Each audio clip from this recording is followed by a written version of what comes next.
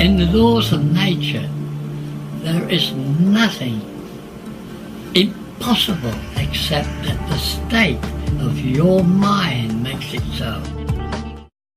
Cleaning up this planet is going to be a big job. If we're going to get the climate back to what we want, a lot of work got to be done. But one thing is certain, you need energy. That's important. Basically, the design is a conventional generator. Searl tapped into zero-point energy. The only person that I know of who has ever succeeded in making a Searl effect generator is John Searl. The electron flow is accelerated to an extremely high rate, and it creates a vacuum around the device. And in that vacuum, you develop numbing cold. And numbing cold, as we know today, is a function of superconductivity. It also is a function of gravitational force. For over 60 years, John Searl has tried to give to the world a new kind of energy system, one that would free mankind from the burdens of oil and fossil fuels. From his dreams as a child in pre-World War II England came an understanding of mathematics and magnetic forces that would change his life. From a childhood game of hopscotch came a new understanding of magic squares, a mathematical principle that is 5,000 years old. He could think laterally and not be bound by conventional rules taught through conventional methods that may have an adverse effect on the human mind. John Searl is known all over the world as the inventor of the Searl effect generator, a magnetic device consisting of one or more rings, also called plates, and a number of cylindrical rollers that, when in motion, generate electricity. The generator is a magnetic device that is totally magnetic. It is its own prime mover. It will self-start and continue to run, and as far as we know, we could say never stop. The Searl effect is an effect based on magnetic fields that generate the continual motion of magnetized rollers around magnetized rings, producing electric energy. The generator runs in harmony with nature. The law of the squares is harmony with nature. But the Searl effect is a great deal more than a simple generator.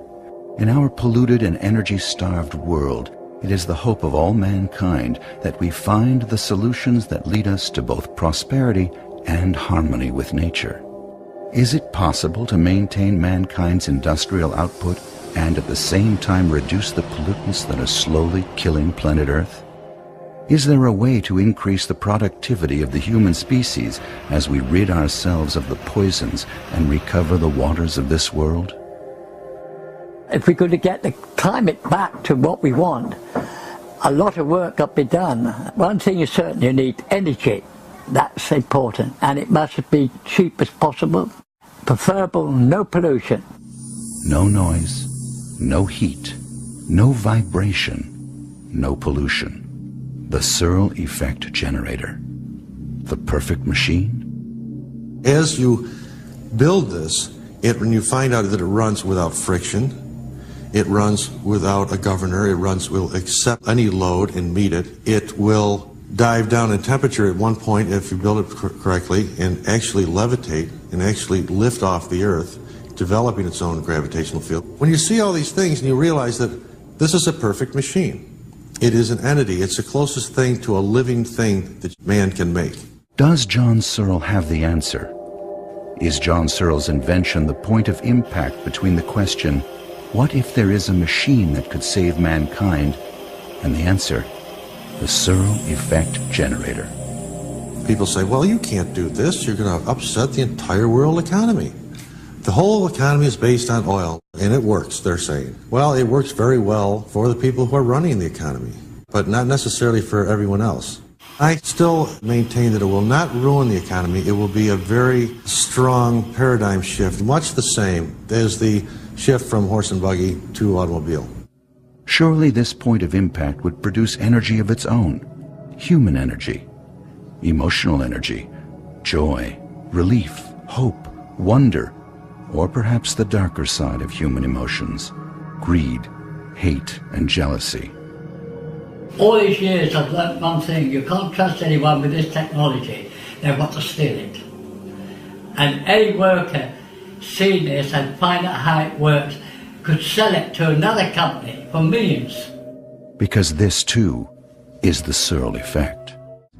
Put simply, quantum mechanics is the study of the relationship between energy and matter. In particular, the relationship between electrons and photons, the area in which the actual Searl effect takes place. It's photons. As the rotors are grounding their energy to the coil, it is simply throwing photons out. That is what you see trapped in the magnetic field around it. Albert Einstein's contribution E equals mc squared made way for huge strides in science. Very soon, abstract mathematical proofs would replace ether theory as the best explanation of all things and their relativity. Others, like Nikola Tesla, would cling to the idea that energy was all around us and that we could access this energy and transport it through the atmosphere without the need for meters or utility companies. While the greatest minds of the 20th century uncovered theories about how the universe works, far beneath this lofty exchange, John Searl was dreaming. I had dreams, and those dreams are the key to all the work which I do. In fact, they're the key to all my knowledge. The Searl effect is developed from the law of the squares, and it is from these squares that John Searl developed his generator and flying discs. But he didn't stop there. Over the course of his lifetime, John Searl's understanding of the squares would be used by him to explain all aspects of life in the universe, from DNA to relativity, from single-celled life to the human being, from transportation to construction of buildings. The squares could be used to understand everything. When I took up my training as an apprentice electrical engineer, about the third day I was presented a docket to take to the stores, and I saw this tube with a small tube buff. I asked the foreman what that meant. He said, "That's 2 square." So I said, "Well, what is 2 squares?" So he draws 2 by 2, show me 4 squares. 4. You can take a square, if you run the numbers in normal, 1, 2, 3, 4, 5, 6, that is uniform in. But when you total them up, each row, each column, each diagonal, you'll find they add up different. Putting numbers in random, we come up with a uniform output. Every line, every column, the 2 diagonals come out precisely the same. Random numbers in squares will produce a uniform total. John Searl would soon call this the law of the squares, nature's way of achieving order from chaos. This led to Searl's revelation.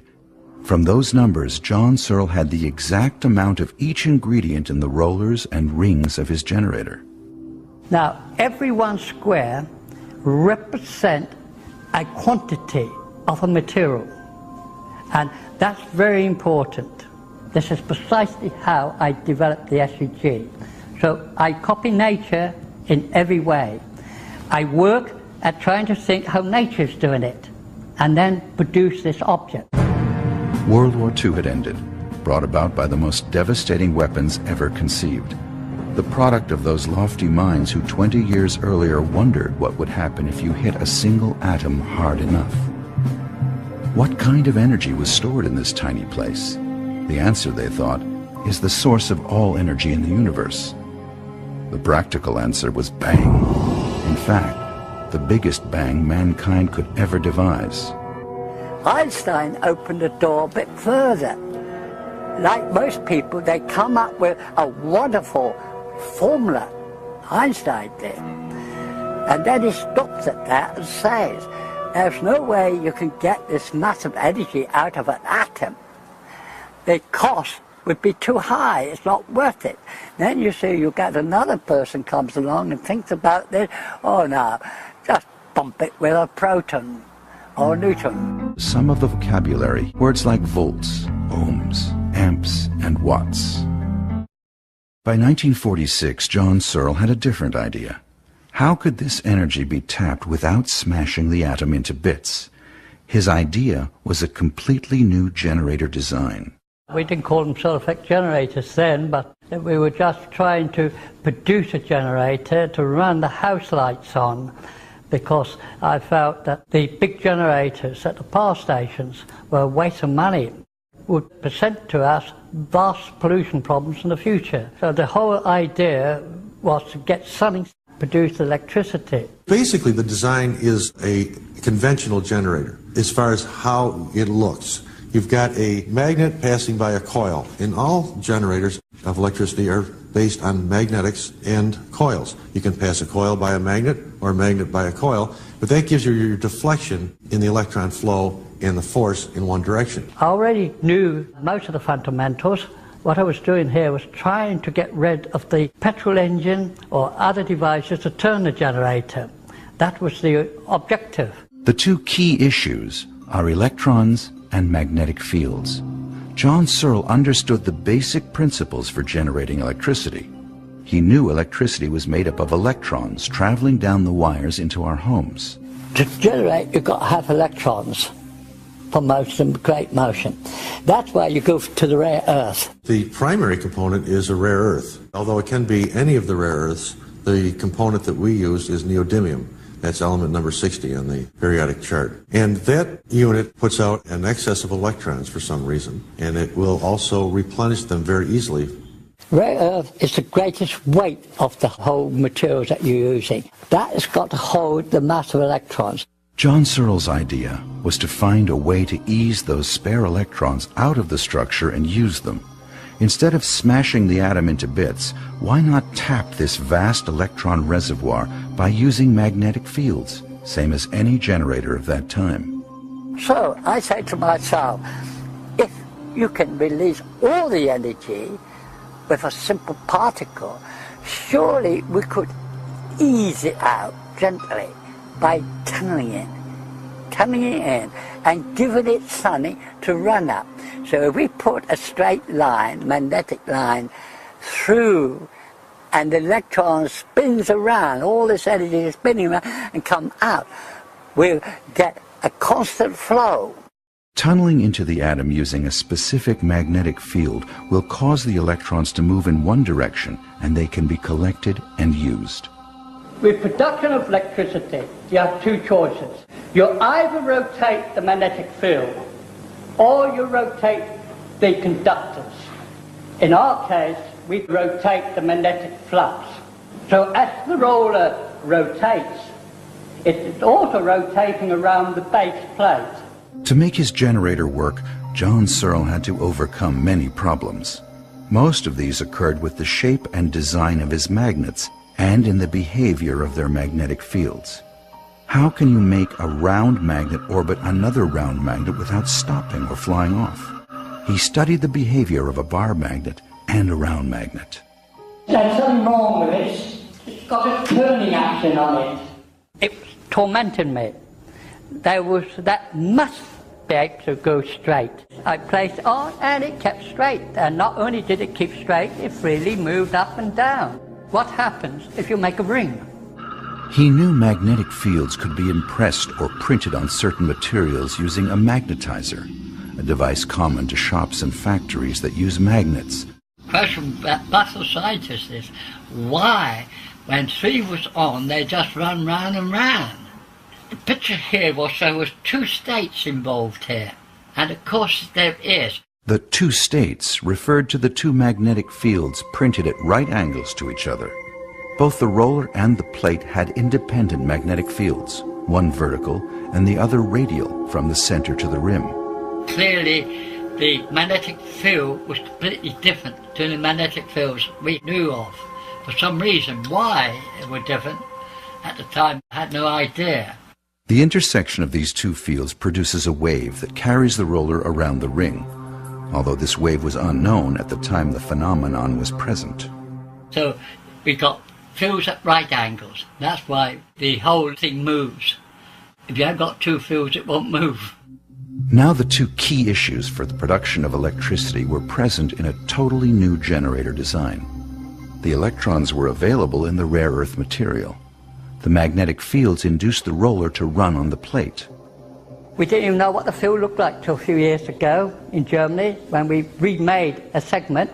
I said, well, let's have a look at this field. And we dusted it with very fine iron dust, shook off the surface. Do you know what that looked like? a bicycle wheel. That is the field that makes this work. Any other field won't work. That field does it. So we know that the magnetic field can be set to perform functions quite different to what we were taught in my day at school. And I think we're only scratching the surface of magnetism. Was this thing a generator? It created an extremely high voltage, but John Searl had no control over it whatsoever. With each experiment came a new set of questions. My magnetism is not your magnetism. Could it be that general magnetism contains multiple bands, a magnetic spectrum, exactly the same as white light contains a spectrum of colors? Magnetism is identical to light. In a way, that's how I look at it. They're identical, they're pairs. John Searl used a combination of AC and DC current when magnetizing the components of his generator. If we isolate the particular band we want and then print that, we have something different, we have a wave. This is the Searl effect, the intersection of two magnetic fields creating a magnetic wave that can be measured and amplified. John Searl designed a generator using magnetic fields to induce a flow of electrons from a rare earth element through a system of rotating magnetized components so that those electrons would be collected, compressed, used, and recycled. Magnetic forces and electrons in motion, the two key issues necessary for the production of electricity. Is a condition where you can get a wave in a magnetic sense, like a wave, a sine wave, and they act as a river. Now they're stationary until reaction effects takes place, and to do that you have to sit a cylinder on it, magnetized, and then that wave goes into motion. Now the roller placed on that field, it floats. We know it cannot touch that, it's too dense with energy, so it will float. So we got something floating there, then if this wave is moved due to reaction between this plate, this roller and this plate, then that wave is going to carry that regardless. So the roller maintains still its constant height. Though it's now running many times faster, it does not fly off. The magnetic field is holding the roller tightly to the plate. At the same time, the electrons moving through the layered elements are collected and compressed on the surface of the plate, lifting the roller and creating space between the roller and the plate. So the roller flies round and doesn't roll round. As it moves, the fields be rewritten all the time. So the field never diminishes. It cannot diminish, because a magnetic field is in constant running order. The energy, or electrons, moving through the system recycle. The rare earth element attracts new electrons that also move through the system and recycle. Because of their negative charge, the electrons compress, causing the drop in temperature and creating the energy field that radiates from the generator. In 1956, I was soldering. I had to produce another unit, and this time we wasn't powering it up. I wanted to try to meter up things to see what the oscilloscope was showing me. And it was accidental that when I took the hot iron to solder the wire on, I couldn't solder it. Something from the machine was cooling things faster than you could heat them. That was accounting for some of the behavior of those early models. Counted for why, when I got a hold of it, I was stuck to it. John Searl created a generator design that became a superconductor, producing extreme cold and incredibly high voltage that caused it to lift off the ground. But could he control this flying disc generator? One thing I didn't know was that gravity can be inversed. No scientists ever had come up with that idea. That clearly the magnetic field was completely different to the magnetic fields we knew of. The heavy rollers spinning as they rotate around the plates acted like a flywheel and caused a gyroscopic effect. The extremely high voltage created a dense field surrounding the generator, a device built with individually magnetized components. Incorporating these principles displayed by the device, he christened it Gyro Flywheel High Energy Density Mechanical Magnetic Device, but it would soon be known as the levity disk. You've got to put a load, resistance load, on the generator to speed it up. And once it starts, you get to about, on average, about 1 million volts. It begins to really build up a charge. Then this superconductivity switches in and the Earth pushes it up. But it's also affecting the atmosphere above it. It is making it pull to the rim and rotate with a field. So you've got like a hurricane effort. It's sucking it up. There's a magnetic field, there's a gap, a vacuum between that and the rim, and it's the photons which is discharged, trapped by the magnetic field, which gives it the glow. Basically, the Searl effect was meant to turn the ether, which is all around us, which contains energy, and tap into this energy, which has euphemistically now been known as zero-point energy. And various other people who followed Searl's footsteps have also potted around, and they've tapped into it by mistake. I can understand why people would have difficulty in understanding it, because it does take a great deal of effort to make sense of it technically. Fernando Morris, an electrical engineer and computer specialist, is responsible for the most credible attempt to rebuild the Searl effect generator. We have something here that needs to be investigated, and really that's my role. I am a technical investigator of the SEG. In his home laboratory workshop near San Diego, California, Morris is following the footsteps of John Searl. Personally guided by Searl himself, he is rebuilding the generator precisely as Searl did long ago. Morris developed the unit that reveals a magnetic sine wave in the Searl generator. That's how I started off, is to try to build a magnetizer for it. And if I could develop this sine wave, which I'd never heard of before, I think we're onto something, and we can build upon that. Now that is proven, repeatable, and I've got the unit to do that. It's a process of magnetizing the rollers and the plate. And when you develop sine waves on it, in effect, you're developing a motor.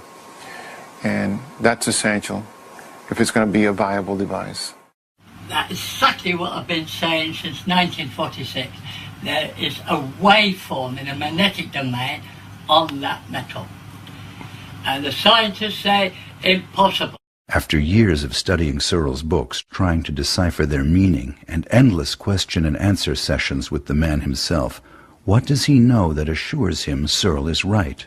I'm going to release a piece of information here that I've shared before, and that is the law of squares. That's one of those question marks right now, is how does that come about? It took me a while to understand it, but what it is, it represents time, space, and energy. And what it says, it's in a random state. That's not useful energy. But what John has done is he has transposed that matrix so that the output is uniform. And within nature, uniformity means resonance. So if you can resonate that random energy, you got yourself an electric current, because electrons are the only things that are free to move on metal.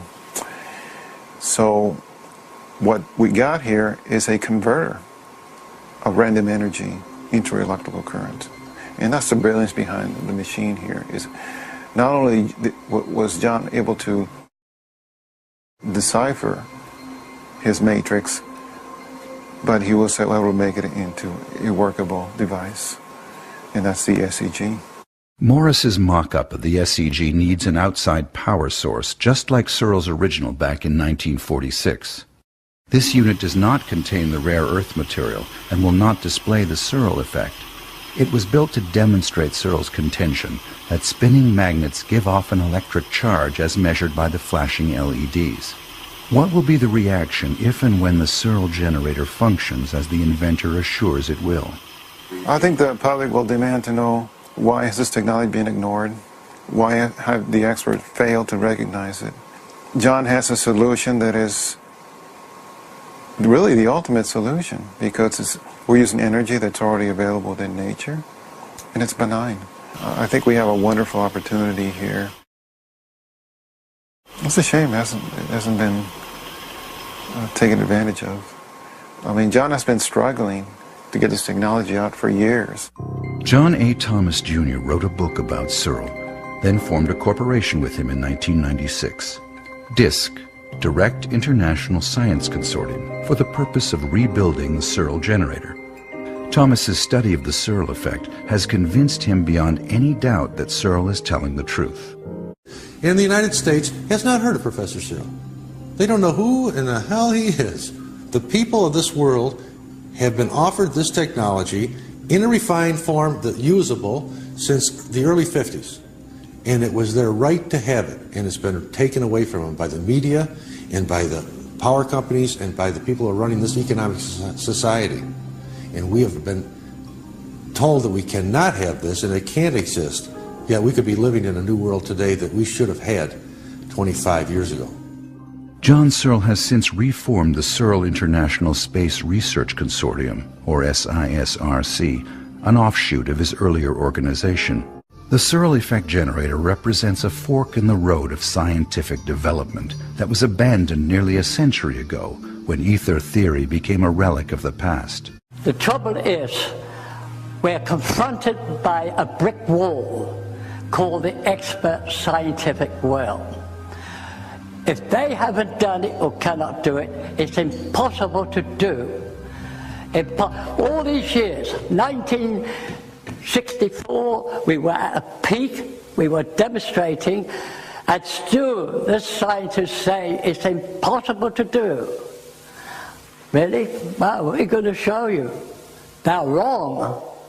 And they have held up this technology since 1946 to today. Perhaps it's easier to believe that Searl's technology does not exist. The Searl effect generator at first look seems to violate known physical laws.